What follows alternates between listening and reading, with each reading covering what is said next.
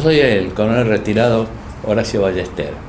Ingresé al ejército en febrero de 1943 y alcancé el grado de coronel. Me recibí de subteniente en el Colegio Militar de la Nación. Presté servicios en los regimientos 24 de Infantería en Río Gallegos, en el 1 de Infantería acá en Palermo, después en el Colegio Militar de la Nación como oficial subalterno. Me recibí de oficial de Estado Mayor en la Escuela Superior de Guerra de la República Argentina. También hice la Escuela de Guerra de Infantería de Marina de la Armada Nacional. Estuve posteriormente en Estados Unidos, donde hice el curso avanzado de cuartel maestre en el estado de Virginia, Fort Lee, y el curso avanzado de arsenales en Aberdeen Proving Ground en el estado de Maryland. Presté servicios en el Estado Mayor General del Ejército, también en el Comando Primero Destacamento de Montaña Escuela en Uspallata, en la Inspección General de Instrucción del Ejército. Después fui jefe del Regimiento 3 de Infantería General Belgrano en La Tablada. Ahí cometí un pecado que tengo que arrepentirme porque contribuí a la caída del presidente Ilia en 1966. Precisamente el doctor Ilia siempre dice que unos bandoleros lo sacaron en la noche. Bueno, yo era el jefe de los bandoleros porque las tropas que rodeaban a la Casa Rosada eran el 3 de Infantería. Como premio me llevaron a trabajar a nivel Presidencia de la República. Y cuando vi todos los desastres que estaban haciendo, me puse totalmente en contra. Por lo cual, y en razón de lo mucho que me querían por todo el daño que había hecho, en vez de darme de baja o de pasarme al retiro, me mandaron otra vez de jefe de regimiento 24 de Infantería a Río Gallegos, a ver si el frío me enfriaba las ideas. Como no me las enfrió, bueno, me acusaron de cometer el delito de rebelión militar, me mandaron al Consejo de Guerra, me pusieron 3 meses de prisión y me destituyeron. Posteriormente a eso, un gobierno constitucional me devolvió el grado y la antigüedad que tenía en la oportunidad de que me dieran de baja fines del 71, principios del 72. En el 72, bueno, fui secuestrado en Ezeiza. Yo fui el primer secuestrado en Ezeiza. Estuve detenido y desaparecido algunas horas. No me pasó nada, no me torturaron. Lo que pasa es que la NUCE no quería que yo llegara para España a entrevistarme con el general Perón en Puerta de Hierro, pero el presidente no quería, entonces fue la Policía Federal al avión y me secuestró. Algo increíble, ¿no? Porque yo ya estaba bajo soberanía portuguesa y me dicen que no me habían dejado salir del país porque yo no había pedido permiso para salir del país. Dada la casualidad que justo el comisario que estaba a cargo de Ezeiza había estado conmigo en Río Gallegos. Entonces le dije, pero usted sabe perfectamente que yo no soy coronel, yo estoy dado de baja, soy civil, no tengo que pedir permiso a nadie. Muy bueno, sí, pero usted estaba en Gallego cuando me metieron preso, así que sabe muy bien cuál es mi situación. Bueno, a pesar de todo, dieron vueltas y vueltas, los teléfonos de la policía en Ezeiza no funcionaban. Después me llevaron a la Policía Federal, estuve ahí en el Departamento Central de Policía, hasta que de golpe y porrazo me hicieron un pasaporte nuevo, me destruyeron el viejo porque el comisario que me dio el pasaporte, mire, este pasaporte es la primera página, ¿para qué la quiere? La segunda página, esta tampoco le sirve. Bueno, me dieron, creo que el récord de los Guinness de obtención del pasaporte, en 45 minutos más o menos me dieron el pasaporte. Entré por una punta del salón, eran como las 10 de la noche, había lugares de... Cada puesto había alguien esperándome que yo llegara para sacarme la foto, marcar los dedos, y al final estaba el comisario que firmó el pasaporte y me lo entregó.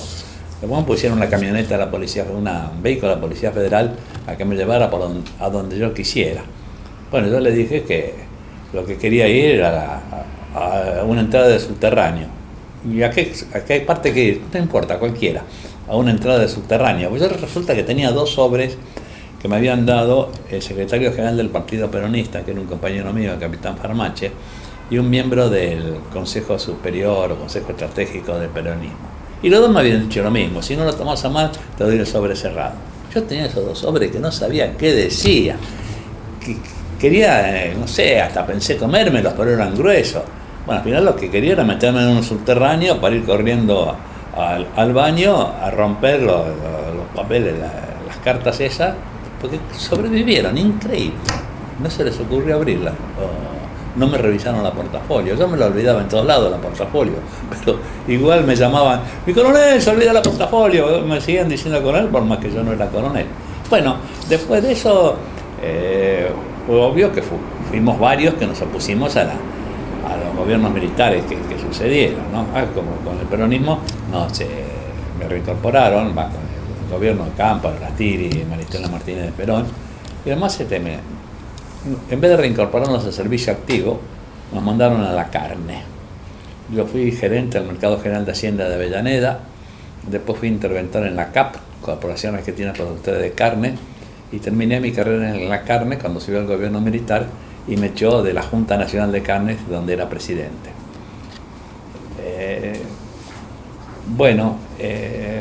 Varios de los que nos opusimos, a algunos les fue mucho peor que a mí, por ejemplo. Al teniente Gonzalo Alberte lo tiraron de un sexto piso por una ventana.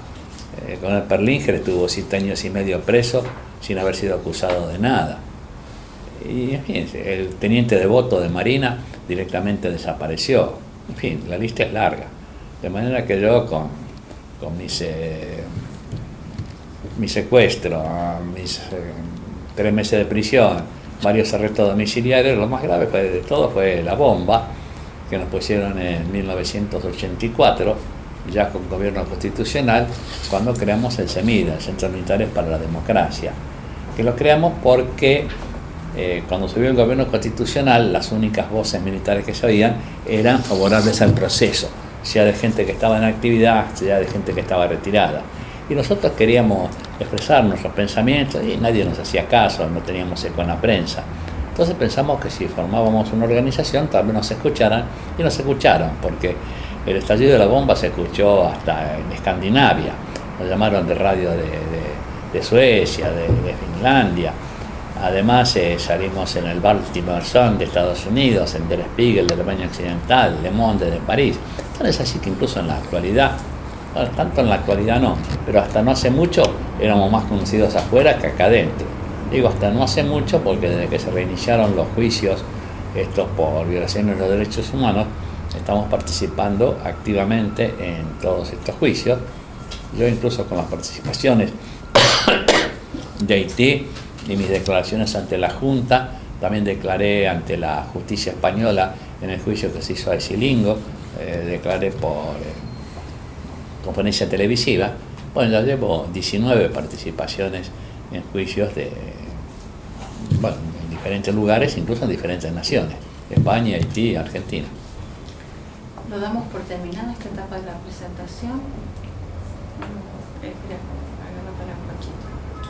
La relación. Desde que se creó el CEMIDA, en noviembre de 1984, inicialmente las relaciones con los Fonsín fueron prácticamente inexistentes, pero desde que se creó el CEMIDA en 1984, nunca un gobierno constitucional nos llamó para preguntarnos qué pensábamos o qué podíamos hacer, o cuál era nuestra idea con respecto a algún determinado tema.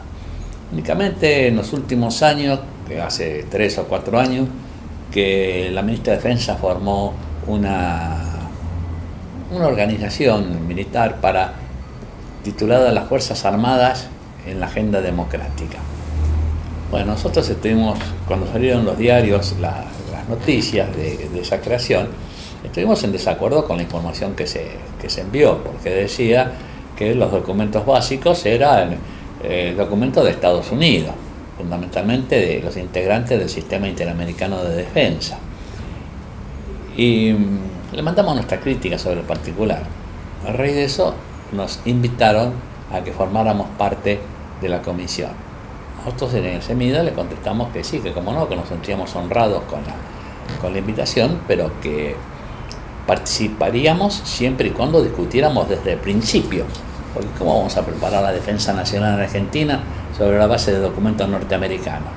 Entonces nos mandaron una nota diciendo que lamentamos mucho nuestra negativa a querer participar la defensa nacional en la agenda democrática. Ese fue prácticamente el único contacto, y además en una serie de conferencias que dieron en el Ministerio de Defensa el año pasado, el año pasado, con motivo del próximo sesquicentenario. El tema central sería más o menos las Fuerzas Armadas en el sesquicentenario. Me invitaron a que participara, pero en carácter de espectador nomás, de las mesas redondas que se hacían ahí en el Ministerio. Y alguna interesante, pero ya digo, nada más que como espectador. Nunca fuimos consultados para nada. Y las relaciones con Alfonsín, que manteníamos a través de un compañero nuestro, que a su vez era compañero de Alfonsín del Liceo Militar General San Martín, se cortaron definitivamente cuando Fidel Castro, en agosto del 85, organizó en Cuba un congreso general sobre la deuda externa.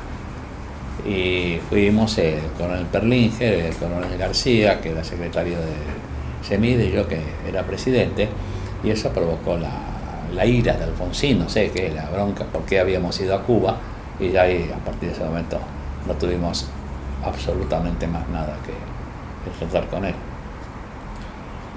¿Este vínculo era el coronel Cáceres? Sí, Gustavo José Cáceres. ¿Y esa era la única vinculación que había en un momento? Alfonsín lo conocimos cuando todavía estaba peleando con Balbín por la jefatura de la Unión Cívica Radical, cuando salió por un lado estaba Balbín y por otro lado estaba Alfonsín Storni, digamos, porque estaba Alfonsín y Storani, la misma cantidad de letras, las mismas letras, puestas en diferente orden. Y bueno, en aquella época, digamos que una vez por mes, una vez cada 2 meses, nos reuníamos con Alfonsín y los que después fueron sus ministros, Trócoli, Grispun, el de Economía, el de Defensa también, Borrás. Pero cuando llegaron al gobierno, además Alfonsín, bueno, echó a 70 y pico de generales, almirantes y brigadieres, pero no cambió nada la formación del ejército, el fondo del ejército. Y si yo pongo un ejemplo burdo, si tengo una máquina de hacer chorizo, si no cambio la fórmula, el contenido, si no cambio la máquina, el chorizo 79 va a ser igual a los 78 que deseché porque eran malos o porque no los quería. Y pero está que todavía seguimos con gente que sigue apareciendo, con todos los juicios que se están haciendo ahora en la actualidad. Porque Alfonsín, claro, él quería, con muy buen criterio, y en ese sentido lo respeto profundamente, quiso hacer el juicio a los responsables directos de la tiranía militar. Entonces hizo lo que se llamó el juicio de las juntas, pero excluyó directamente al general Viñones, que era quien le había entregado el mando. Pero Alfonsín quería parar ahí nomás. Pero la justicia, una vez que se larga, sí, empieza a circular, empieza a seguir agarrando más gente. La justicia es lenta, pero empieza la conexión de con la del otro, entonces empezaban a bajar. Alfonsín quiso parar todo eso. Primero sacó las instrucciones a los fiscales, que no le dio ningún resultado. Después sacó la ley de punto final, que decía que quien no fuera acusado dentro de los 60 días de promulgada la ley ya no podía ser acusado nunca más. Y dentro de 60 días estaban incluidos el mes de feria de tribunales. Bueno, y en ese mes la justicia argentina se movió en forma extraordinaria, rapidísimo, y logró enjuiciar aproximadamente a unas 2.000 personas, entre militares, gendarmes, marinos, aviadores, policías provinciales, policía federal, guardia cárcel, en fin, todos los que habían tenido participación. Pero esas 2.000 personas podemos ubicarlas como la primera línea de la represión. Era el torturador, que era reconocido por el torturado, era el jefe del lugar clandestino de detención, que era reconocido por algún sobreviviente. Pero cuando los juicios continuaran y tuvieran que concurrir a declarar los superiores de esa primera línea de la represión, esos superiores ya no podían ser acusados porque estaban incluidos dentro de la obediencia, dentro del punto final. Entonces es cuando se produce la rebelión de los cara pintada de Rico, no pidiendo justicia, sino pidiendo que ellos también quedaran excluidos como habían quedado los superiores. Es así que son la rebelión de Semana Santa. Con el debido respeto, porque Alfonsín lo aprecio, es esa payasesca expresión, la casa está en orden, felices Pascua, y resulta que aceptó toda la exigencia de los sublevados. Algunos me dicen, y bueno, le sacaron la ley de obediencia debida con la bayoneta apuntándole a la barriga. Y yo digo, bueno, ¿y por qué no se la dejó clavar?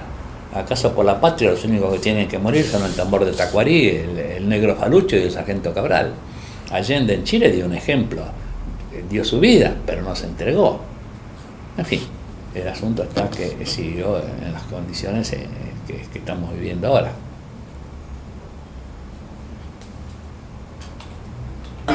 Yo antes, digamos, de entrar al tema de las directivas y eso, en lo que me interesa particularmente, quería preguntar, porque tengo entendido que usted fue testigo con respecto a dos casos durante la represión de la dictadura, dos casos particulares, puede ser, que usted fue testigo directo de esos hechos. Uno es el de la masacre de Fátima, digamos, lo que fue caratulado como masacre de Fátima, sí. que secuestraron a una chica de... Sí, es el caso. Me gustaría un poco me cuente de eso y bueno, y después le hago directamente las preguntas sobre las normas.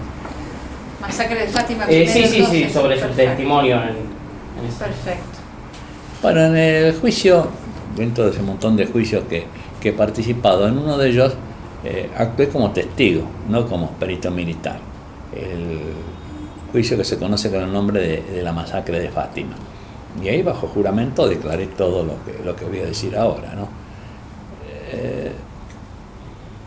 Una noche, pocos meses después, 2 meses o 3 meses después del golpe de Estado, aparecen en la copropiedad donde yo vivía, en el partido de Vicente López, en la Avenida Libertador, entre de Benedetti y Díaz Vélez, 4 individuos vestidos, digamos, como barra brava de un club de fútbol, van a un departamento del primer piso, golpean, no les abren, tiran una serie de fal sobre la puerta y entran.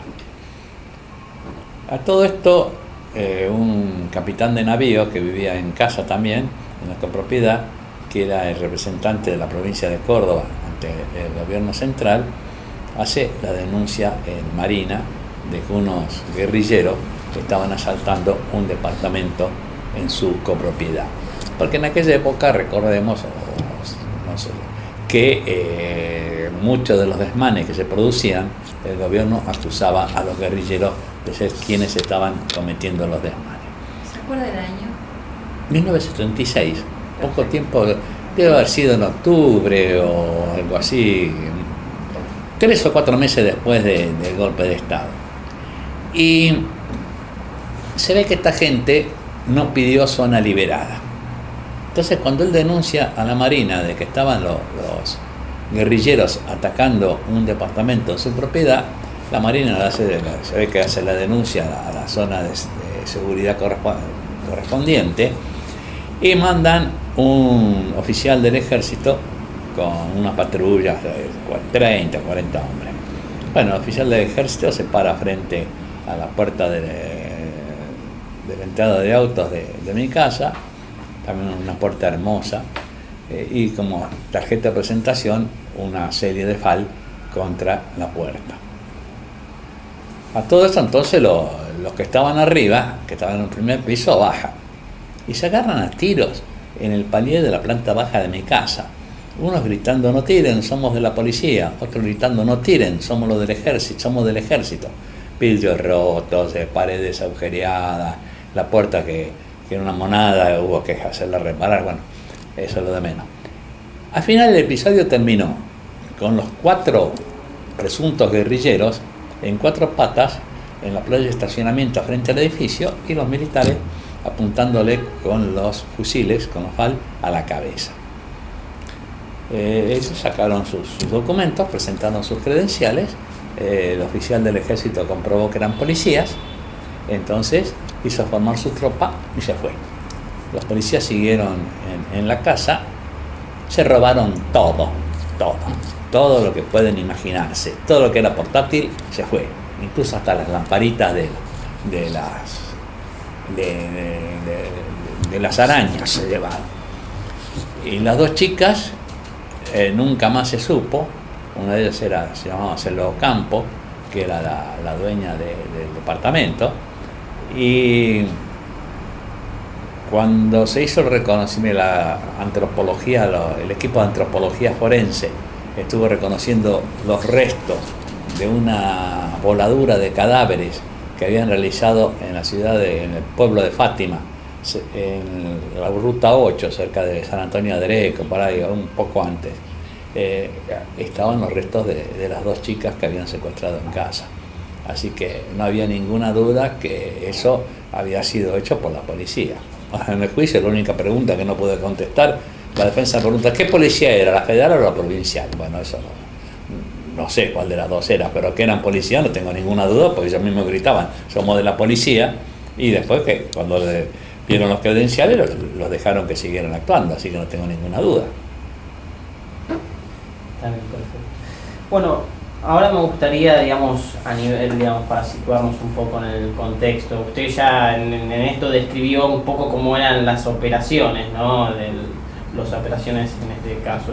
Me gustaría que me explique a modo un poco sintético y no tan extenso, a nivel militar, cómo están estructurado el sistema normativo. Esto es para poder explicar a posteriori qué es una directiva y cómo se ubican estas directivas dentro del contexto militar. Todo lo que ocurrió está basado en el sistema interamericano de defensa. La doctrina de seguridad nacional fue la que dio vida a todo esto, porque no es un problema particular de Argentina. Lo mismo que pasó en Argentina, pasó en Chile, pasó en Bolivia, pasó en Paraguay, pasó en Uruguay, pasó en Brasil, en algunos países con un poco más de intensidad, con un poco menos de intensidad, pero en todos fue exactamente lo mismo. De manera que creo que lo primero de todo es describir lo más rápidamente posible qué es la doctrina de seguridad nacional. La doctrina de seguridad nacional, algunos oficiales superiores en el juicio a las juntas, en 1985 creo que fue, declararon bajo juramento que no existía ningún libro, ningún reglamento, ninguna síntesis que hablara o que explicara qué era la doctrina de la seguridad nacional. Efectivamente, no existe tal documento. La doctrina de seguridad nacional es el resultado de una serie de acuerdos, tratados internacionales que llevaron a esa doctrina.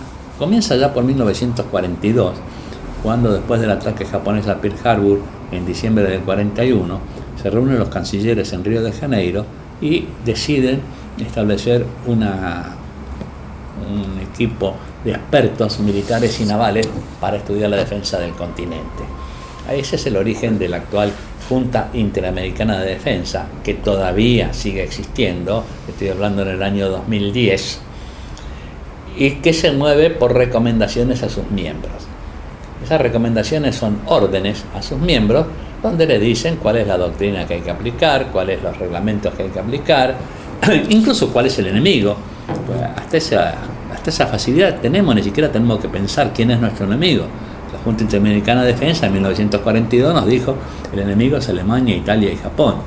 A partir de 1947, ahora corrijan. En vez de Alemania, Italia y Japón, pongan que Italia, Alemania y Japón son aliados y los enemigos ahora son la Unión Soviética y todos los países del bloque oriental. Y a medida que sigan produciendo los cambios, por ejemplo Cuba, hasta el 59 era amiga, a partir del 59 pasó a ser enemigo. Después, finalizada la guerra, en 1947 se firma el Tratado Interamericano de Asistencia Recíproca, también en Río de Janeiro, donde se establece el principio de que un ataque contra una nación americana es un ataque contra todo. Estados Unidos, muy previsor, resolvió que las resoluciones sean por mayoría y obligatorias para todos, pensando que alguna república bananera por ahí se podía oponer a que su país entrara en guerra en defensa de Estados Unidos, atacado por Alemania, por la Unión Soviética, por lo que sea. Lo que nunca imaginó fue que la única vez que se aplicó el Tratado de Asistencia Recíproca en 1982, en apoyo de Argentina en la Guerra del Atlántico Sur, solamente 3 naciones votaron en contra: Chile, Colombia y Estados Unidos. Colombia por una cuestión de principios democráticos, porque acá teníamos un gobierno de facto y ellos no podían apoyar un gobierno de facto. Y Estados Unidos no solamente no dio cumplimiento a lo que dice el tratado, sino que además apoyó a Gran Bretaña en todas formas, diplomáticas, incluso hasta tramposas, si se quiere, por los satélites espías de Estados Unidos le avisaban a la flota inglesa cada vez que salían nuestros aviones de Río Grande en Tierra del Fuego y de Río Gallego, además de todo el apoyo logístico que le dio en la isla de Ascensión, si no, no hubieran podido llegar a las Malvinas, y el apoyo de armamento. Después, en 1948, en Bogotá se adapta, en Colombia se adaptan los estatutos de la vieja Unión Panamericana, que había sido creada en 1889, si no me equivoco, a los estatutos de las Naciones Unidas. Y ahí es cuando se produce el asesinato de Jorge Eliezer Gaitán, un líder colombiano. Eso provocó una gran reacción popular, una pueblada, que a partir que se conoce con el nombre de Bogotazo, y después de allí surgió el Cordobazo, Rosariazo y demás. Allá por 1951 más o menos, Estados Unidos dicta una ley de ayuda militar que establece que se pueden firmar pactos bilaterales entre Estados Unidos y uno de nuestros países para el préstamo de armamento. Obviamente que presta armamento es Estados Unidos, nosotros que le vamos a prestar una paloma mensajera, alguna manta para señales de humo, más que eso no le podemos prestar. Pero la nación que presta el material tiene derecho a instalar en la sede del comando en jefe de quien la recibe una misión militar. Y es así como desde aquella época tenemos, bueno, en época de Ilia se firmó la adhesión de Argentina a este programa de ayuda militar. Tenemos una misión militar en el ejército, una en aeronáutica, y Marina tiene 2, una para los barcos de superficie y otra para la infantería de marina.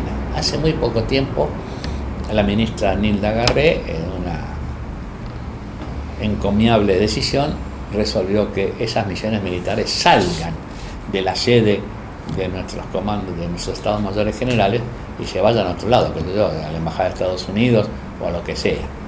No sé si se habrá materializado o no, pero está bien, no tienen por qué estar allí metidos.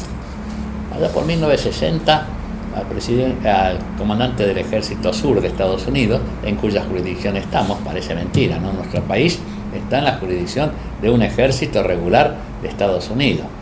Ahora ese Comando Sur, en vez de estar en Panamá, está en Miami, pero sigue ejerciendo supervisión sobre todos nosotros, y acrecentada tremendamente, creo que a partir del año pasado, del anterior, cuando reactivan la cuarta flota estadounidense con jurisdicción sobre todas nuestras costas del Atlántico, del Pacífico y del Caribe. Una flota que había sido desactivada en 1950 porque había sido creada inicialmente para combatir a los submarinos alemanes en el Atlántico Norte. Bueno, el comandante del Ejército Sur invita a todos los jefes de ejércitos americanos a que se reúnan en Panamá, en la sede de su comando, para intercambiar información. Y bueno, ahí a todos les gusta la reunión en Panamá, no sé si habrá sido por temas militares, por las palmeras, por las mulatonas, qué sé yo. El asunto está que se resuelve que la reunión se haga anualmente. Después se hacen bianual y se copia también, por supuesto, Marina, se copia la aeronáutica. Y desde entonces que seguimos con las reuniones bianuales de jefes de ejércitos americanos.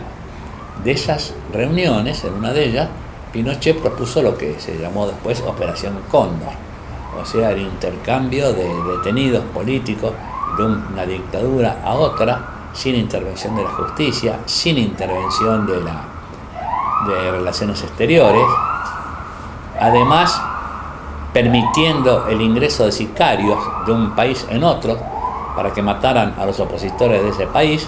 Acá en Argentina fueron asesinados el general Torres de Bolivia, el general Prat de Chile, el senador Michelini de Uruguay, el diputado Gutiérrez Ruiz de Uruguay, todos por sicarios que venían en cumplimiento de esa operación Cóndor. El doctor Martín Almada de Paraguay descubrió en una comisaría de las afueras de Asunción como 2 toneladas de material, de documentos que probaban la existencia de la Operación Cóndor, el intercambio de prisioneros. Había un montón de cédulas de identidad o documentos de identidad de desaparecidos, no solamente paraguayos, sino también había argentinos y de otras nacionalidades. Bueno, todo eso fue resultado de la reunión de comandantes en jefe. Obviamente también el material que prestan la operación militar, los programas de ayuda militar, es material para represión. Vehículos para transporte personal, material de comunicaciones, armas livianas.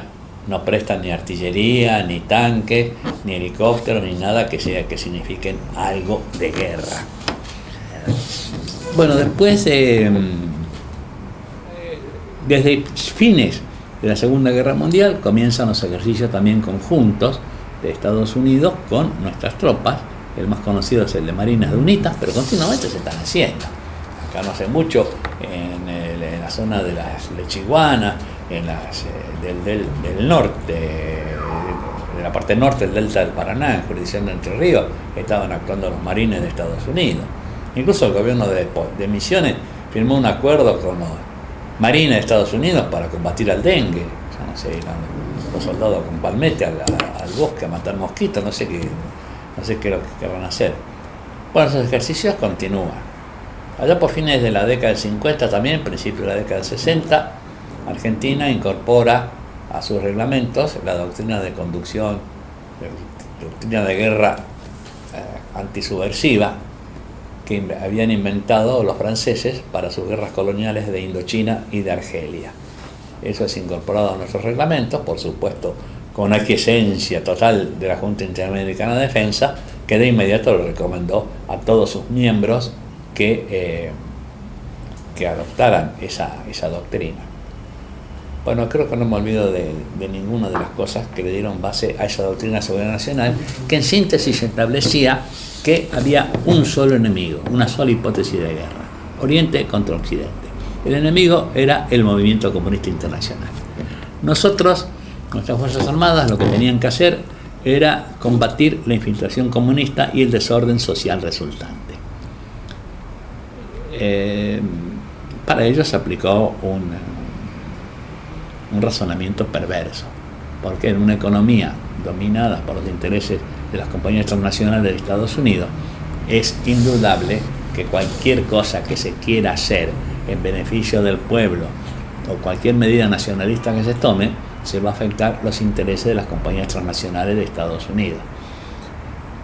Si se afectan los intereses, sigo con el razonamiento perverso, si se afectan los intereses de Estados Unidos, de las compañías estadounidenses, se están afectando los intereses de Estados Unidos. Si se afectan los intereses de Estados Unidos, se están apoyando los intereses de la Unión Soviética. Si se apoyan los intereses de la Unión Soviética, se es comunista. Y si es comunista, se pierden todos los derechos humanos, porque pasan a ser, como lo están demostrando ahora, ¿no? Porque ahora cambiaron de enemigo, pero el sistema son los mismos. Lo que está pasando en la base de Guantánamo, por ejemplo, con los talibanes. Y el sistema este funcionó, para llegar a los días actuales, magníficamente, mientras existió el movimiento comunista internacional. Cuando se disuelve la Unión Soviética, cae el muro de Berlín, bueno, primero cayó el muro de Berlín, se disuelve la Unión Soviética, se disuelve el bloque oriental, entonces el sistema se quedó sin enemigo. Y horror, ¿cómo un sistema militar no va a tener enemigo?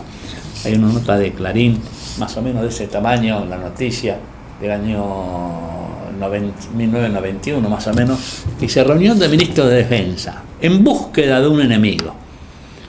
Claro, el sistema no tenía enemigo. Ahí es cuando resuelven que el enemigo es el terrorismo internacional y el narcotráfico internacional. Después, si quieren, entramos en ese tema también, sobre todo la lucha contra el narcotráfico, que es una gran mentira lo que están haciendo.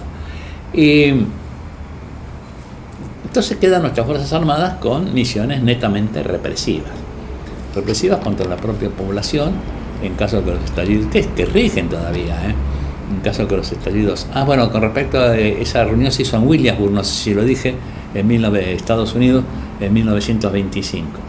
Bueno, nuestras Fuerzas Armadas quedan con misiones netamente represivas contra la propia población en caso de que los estallidos sociales superen la capacidad represiva de la policía, gendarmería, prefectura, contra los campesinos que no aceptan el nuevo orden mundial y le ponen el pomposo nombre de lucha contra el narcotráfico, y contra los países del tercer mundo que por razones ideológicas, culturales, religiosas o de cualquier índole no acepten tampoco el nuevo orden mundial que intentó imponer Estados Unidos. Y ese le ponen un pomposo nombre también, Misiones de Paz de las Naciones Unidas. Las Misiones de Paz de las Naciones Unidas, cuando el doctor Camillón fue nombrado ministro de Defensa, nos instruyó a los argentinos que eran las Misiones de Paz de las Naciones Unidas. Y para que lo entendiéramos bien, que no tuviéramos ninguna duda, nos las explicó en inglés. Nos dijo, hay 3 misiones: Peacekeeping, Peacemaking and Peace Enforcement, dijo Camillón por televisión. Peacekeeping es cuidar la paz. Cuando dos bandos en pugna se ponen de acuerdo, entonces se ponen las tropas de las Naciones Unidas en el medio para mantenernos separados. Lo que pasa en la isla de Chipre es muy claro. Al norte los turcos, al sur los griegos, y en el medio tropas de las Naciones Unidas, donde hay argentinos también, para evitar que se mezclen y se vuelvan a pelear otra vez. El peacemaking, hacer la paz, que infructuosamente es lo que están tratando de hacer en Oriente Medio. Y peace enforcement, imponer la paz, lo que también sin éxito están haciendo en Irak y en Afganistán. Ahora, hay gente que dice que nuestras Fuerzas Armadas tienen que participar activamente, que esa debe ser la función militar, la función principal de las Fuerzas Armadas, el participar en las misiones de paz de las Naciones Unidas, y nosotros en el seminario nos negamos, porque esas son misiones que están al servicio de Estados Unidos. Además, desde el punto de vista militar, no tienen absolutamente nada que ver, porque peacekeeping, cuida la paz, es la única que podemos desarrollar nosotros, porque tratar de hacer la paz, como el payasesco Menem, que se fue a ofrecer como mediador entre Israel y los árabes, todavía se deben estar riendo, o imponer la paz, que si no tenemos armamento para imponer la paz a nadie, además que Dios nos libre y nos guarde de que participemos en otra guerra así infundada. Así que la única es cuidar la paz, que es una tarea policial, y no digo policial en tono despectivo. Ahí hay que controlar la documentación de las personas, hay que controlar la carga de los vehículos, hay que controlar que si el que tiene que estar en el norte no esté en el sur, pero no es una tarea militar. Yo soy oficial de Estado Mayor, como dije al principio. Bueno, supongamos que yo fuera jefe de Estado Mayor de una brigada y tenga que hacerle proposiciones al comandante qué hacer con las tropas para controlar los documentos. Mando los paracaidistas, mando fuego de artillería, no tiene nada que ver con la parte militar. Bueno, y esa fue la doctrina de seguridad nacional, que prácticamente sigue rigiendo, con el único cambio que se introdujo en Williamsburg, que el enemigo ahora ya no es el movimiento comunista internacional, sino es el narcotráfico y el terrorismo internacional, y además crearon, porque todos los elementos, es increíble, que le dieron vida a la doctrina de seguridad nacional, todos los elementos militares están todos vigentes.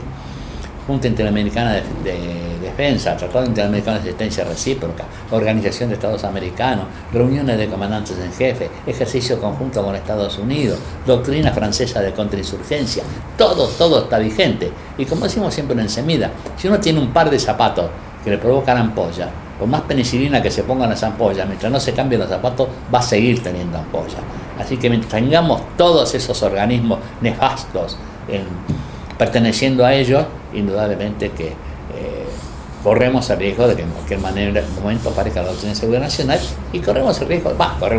Nuestras Fuerzas Armadas no están al servicio de la República Argentina. Para nosotros es una gran esperanza la creación del UNASUR, que salvó la decisión de Bolivia, que ya le habían preparado que Pando, Santa Cruz de la Sierra, Tarija y otro más que en este momento no me acuerdo, otra provincia más, declararan su independencia. También Brasil ha propuesto que se forme un sistema latinoamericano de defensa sin la participación de Estados Unidos, que nosotros apoyamos ampliamente. Muy bien, bueno, ahora que nos sitúan en el contexto de lo que era la doctrina de la seguridad nacional, me gustaría que me diga según lo que conoce usted, ¿qué fueron las directivas de la lucha contra la subversión? ¿Qué elementos contenían y qué buscaban estas directivas, ¿no? Y quiénes las ordenaban también. Bueno, surgen en todos los juicios que,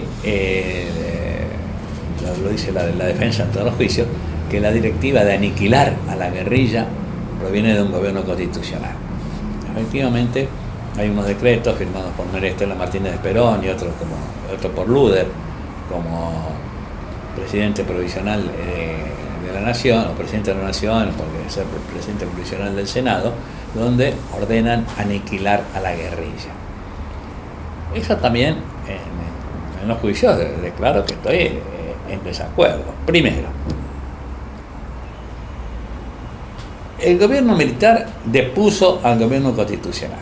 Sacó la presidenta, cerró el Congreso, sacó los gobernadores, cerró los congresos provinciales, sacó los intendentes, cerró los consejos deliberantes, hasta dictó un estatuto por encima de la Constitución Nacional. Pero esos 3 decretos había que cumplirlos, porque era orden de un gobierno constitucional. Y todas las otras cosas que ordenó el gobierno constitucional, esas no importaban, eran los 3 decretos.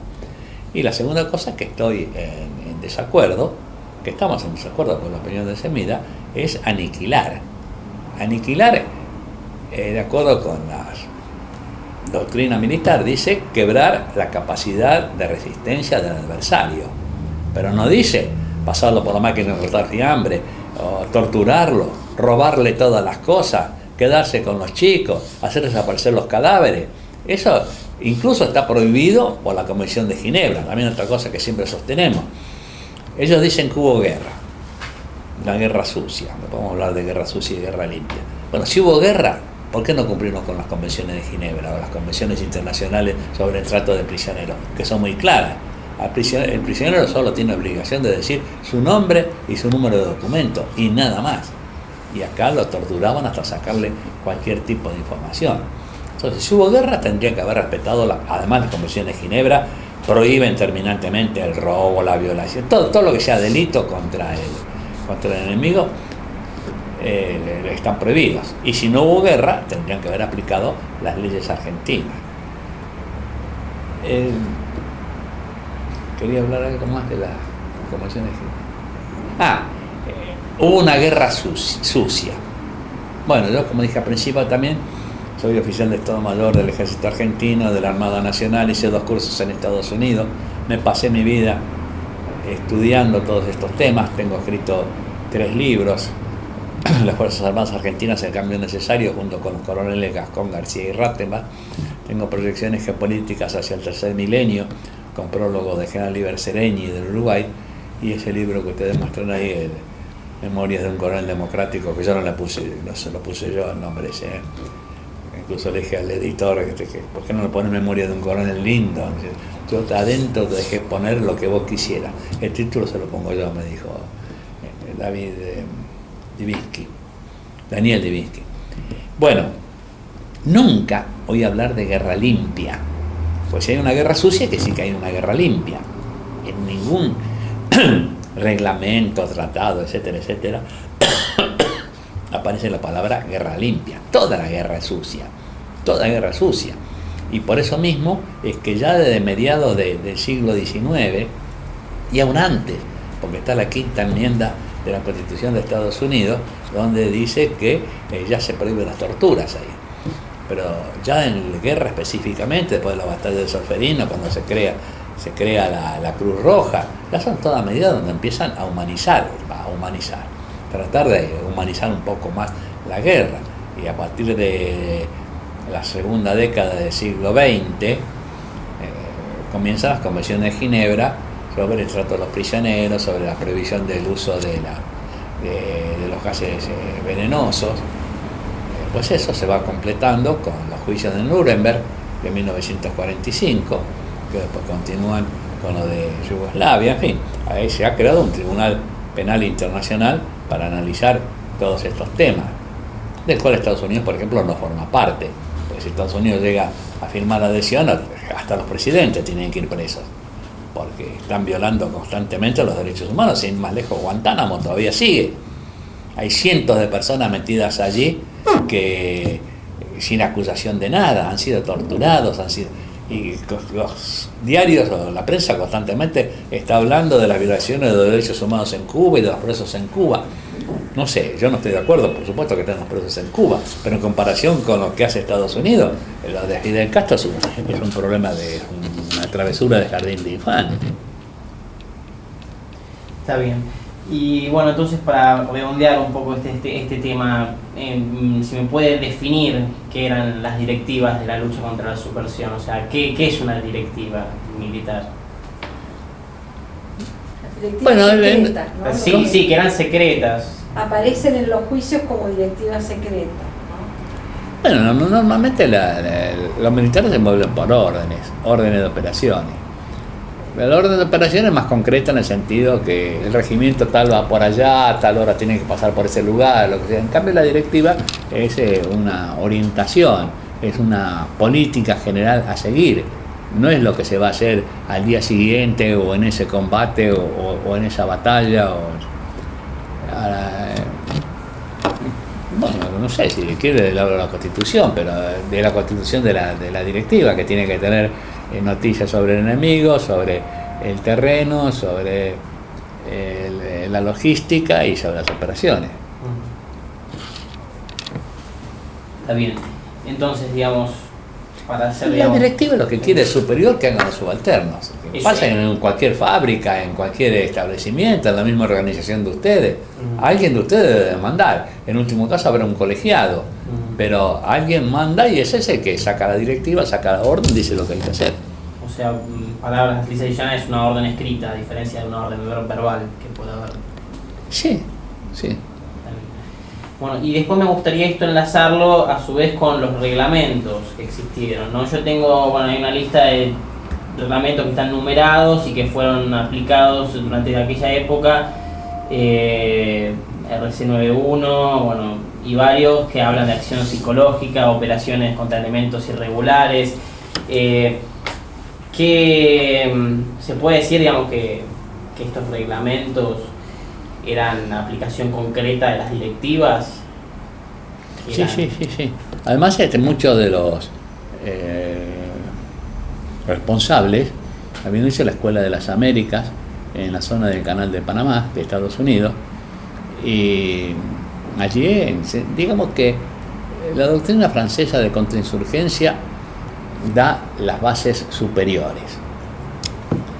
Por ejemplo, que se organizan la zona de defensa, la subzona de defensa, las áreas, la subárea, y el control poblacional y demás. En cambio, todos esos reglamentos que está nombrando ahí van marcando qué es lo que hay que hacer, por ejemplo, para quebrar a un prisionero que está interrogando y el prisionero no responde lo que ellos necesitan saber. Entonces, incluso hasta el presidente de Estados Unidos dijo en una oportunidad que, y sigue validez, el submarino ese que le meten la cabeza bajo el agua hasta que está medio ahogado y se lo sacan, eso está permitido en Estados Unidos. En Israel en su momento la Corte Suprema aceptó las torturas suaves, no sé qué puede ser una tortura suave, ¿no? Le pondrán música de fondo, no sé. Todo eso está en esos reglamentos que son de ejecución. Ahora, si quieres saber sobre reglamentos, les aconsejo que entrevistan a la doctora Mirta Mántara, que ella es una súper especialista, casualmente en Tucumán, ella habló sobre los reglamentos.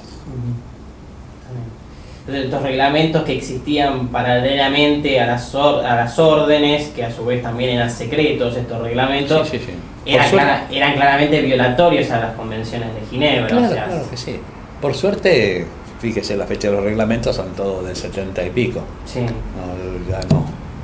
No estaba en actividad. Yo le voy a comentar algo, yo no sé si usted estaba al tanto, porque esto es algo que he encontrado con el tiempo, ¿no? Encontré una copia de un boletín reservado del Ejército del año 98. Y recién en ese año, digamos, en ese boletín se disponía la derogación de todos estos reglamentos. Y claro, cuando ya vieron el agua acá, incluso también salió en Clarín una noticia que tengo por ahí, donde el Estados Unidos dice que los reglamentos, eso de la Escuela de las Américas, donde se habla de interrogatorio, de tortura, de cómo quebrar la voluntad del adversario, ¿no? Por medio de la acción psicológica también, todo eso quedaba sin efecto. Así que se ve que adoptaron todos al mismo tiempo la resolución de dejarlo sin efecto. Lo cual no quiere decir que no los apliquen, ¿no? ¿Eso fue en el Porque año 98 también? así dice él, no le discuto. No, pero esto que usted está diciendo. Sí, más o menos. Ah, interesante, o sea que ni siquiera es una decisión interna de lo que tiene que Ahora, ver. creo que lo tengo a mano el artículo de Santa Casa, cuando termine esto, voy y me fijo. También. Y usted, le voy a hacer una pregunta, ¿por qué cree, digamos, una de las estrategias de los imputados por crímenes de lesa humanidad fue ampararse en estos reglamentos? ¿Usted por qué cree que utilizaban estos reglamentos como defensa y en todo caso si está de acuerdo o No, porque ellos se quieren poner a la obediencia debida. Porque además el reglamento no dice tampoco, ni siquiera eso es tremendo, no dice específicamente hay que torturar, sino que en determinadas circunstancias puede darse el caso. Pero también hay otros reglamentos que dicen que nadie está obligado a cumplir una orden ilegal, digamos. El reglamento para el servicio interno dice que cuando un superior pone en funciones a un jefe, dice la siguiente fórmula: reconocerán como jefe de regimiento tal, a fulano de tal, a quien obedecerán y respetarán en todo lo que ordene en bien del servicio y en cumplimiento de las leyes y reglamentos militares. A quien obedecerán y respetarán en todo lo que ordene en bien del servicio y en cumplimiento de las leyes y reglamentos militares. Así que no hay ninguna duda cuáles son las órdenes que hay que cumplir y las que no hay que cumplir. Yo también siempre pongo, cuando me hacen esta pregunta, un ejemplo burdo, pero esos ejemplos burdos aclaran muy fácil las cosas. Supongamos cuando yo era jefe de regimiento de 3 de infantería acá en La Tablada, que estamos en el partido de Matanza, cerca de Seiza, todas esas cosas, ¿no? Bueno, supongamos yo hubiera hecho un viernes una reunión de oficiales y les digo, bueno, la semana que viene vamos a desarrollar las siguientes actividades. El lunes vamos a hacer un ejercicio con tropas en el terreno. El martes vamos a hacer un juego de guerra. El miércoles vamos a hacer instrucción de oficiales y suboficiales. El jueves vamos a hacer práctica de desfile. El viernes vamos a ir a saltar a la estación de servicio que está en Crovara y Camino de Cintura. Y el sábado vamos a ir a violar a las presas en la cárcel de Seiza. ¿Quién tiene dudas de cuál es la orden que tiene que cumplir y la que no tiene que cumplir? Que nadie le puede obligar a cumplir. Y después cuando me dicen, ay, sí, pero corría en peligro su vida, yo no conozco a nadie que haya matado por no cumplir una orden de ese tipo. Al contrario, incluso los 33 ese llamado al grupo los 33 orientales fueron separados por no compartir las ideas del proceso. Hay hay una mezcla tremenda de gente ahí, pero no lo mataron, lo pasaron a retiro, lo separaron de la fuerza. Es otra pregunta que me surge, ¿no? Siempre en el tema. Uno de los argumentos que dan las defensas de los imputados, por lo menos dentro de lo que hablamos del caso ESMA, que corresponde a la Armada, es que ellos dicen que la Armada estuvo comprometida como institución, en la totalidad de los actos de la guerra contra la subversión, ¿no? Usted, desde el punto de vista de haber participado, de haber sido un miembro del ejército, ¿usted puede decir que el ejército también estuvo involucrado en su totalidad? Pero lo que pasa es que el que dice eso también está diciendo una mentira, porque el hecho que supongamos que se hubiera involucrado toda la Armada en eso, ¿y él por qué se involucra? En último caso, si no quiere tener una actitud activa de sublevarse, de rebelarse con B larga, como es rebelión, tiene la actitud pasiva de pedir el retiro o de pedir la baja. El tipo que cumplió la orden la cumplió a conciencia pura, sin ninguna duda y sin ningún atenuante.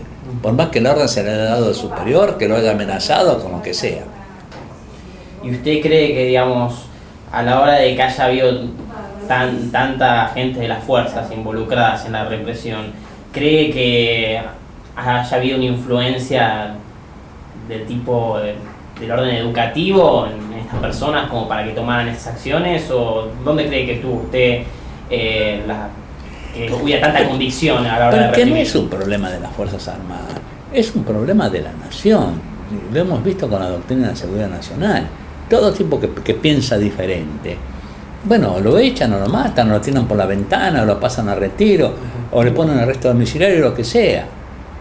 Entonces, el tipo que piensa diferente es el mismo gobierno nacional, y no me estoy refiriendo a uno en particular, ¿no? Sino de que uno tiene uso de razón, o más todavía, que van respondiendo a eso. Además está la supervisión internacional, porque todo eso está con la aprobación de Estados Unidos. Incluso Kissinger, Premio Nobel de la Paz, les dijo acá a la gente del proceso, bueno, yo les aguanto 1 mes, o 2 meses, o 3 meses, o tienen 3 meses para hacer todas las cosas, y después ya les cortamos el apoyo. Porque sí que ellos estaban al tanto de todo lo que se hacía. Estados Unidos saca todos los años la situación de los derechos humanos en los diferentes países. No tiene nombre. Bueno, yo por mi parte me parece que está bien. Yo no... Para atrás en el tiempo con esto que le voy a preguntar, porque tiene que ver con su impresión del juicio a las juntas, del juicio del 84. ¿En qué sentido se lo pregunto? ¿Cómo es que usted vivió esa circunstancia? Si tuvo que testimoniar, si tenía más expectativas que las que finalmente resultaron, según lo que usted esperaba que sucediera, si ya tenía alguna idea formada sobre el papel de la Fiscalía entonces, Estracera y Moreno Campos, si tenía alguna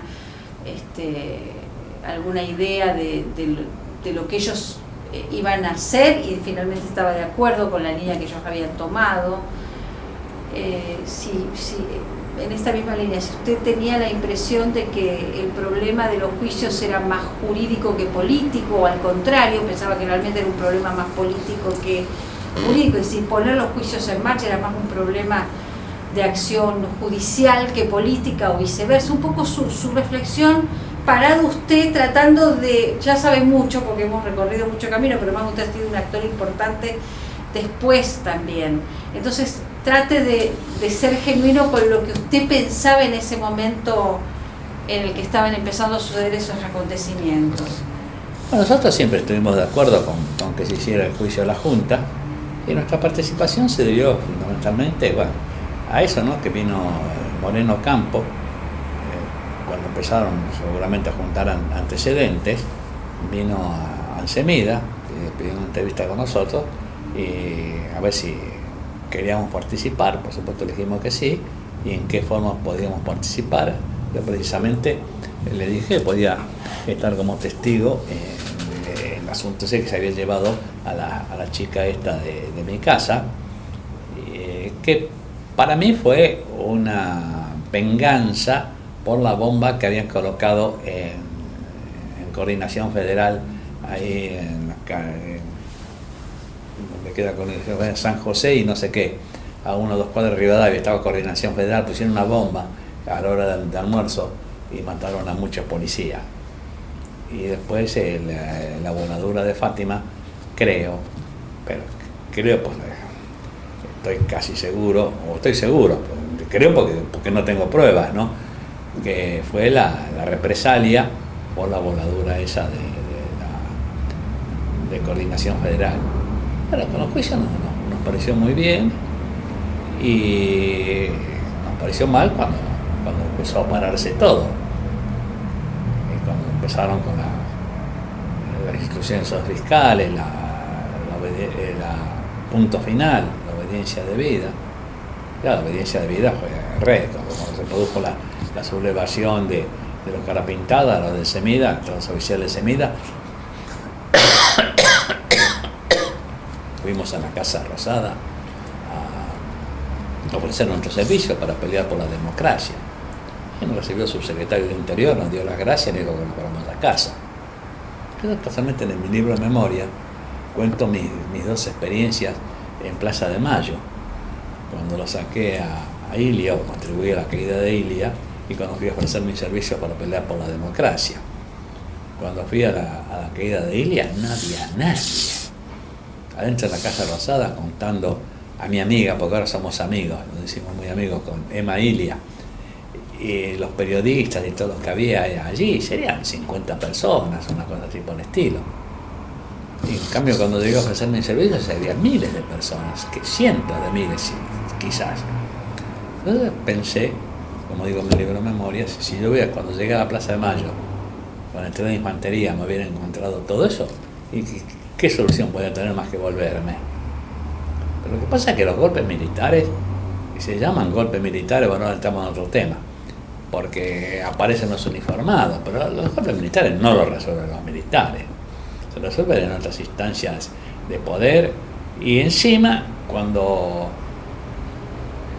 se apoderan del poder, los militares están más que en un puesto represivo, son ministros del Interior, son jefes de policía, pero donde se resuelve el futuro del país, la hipoteca por generaciones, etcétera, etcétera, ahí los militares ni pisan, ahí están civiles, y civiles de una determinada tendencia socioeconómica. No es por casualidad que Alzogaray, por ejemplo, y Previch hayan estado con la Libertadora, Kirchner Bacena con Onganía, Martínez de Hoz con el proceso, y después llegó a Sumun, Menem, ya con gobierno constitucional, pues fue el que terminó con todo, ¿no? Y le puso la frutilla al postre. Está de más que se lo pregunte, pero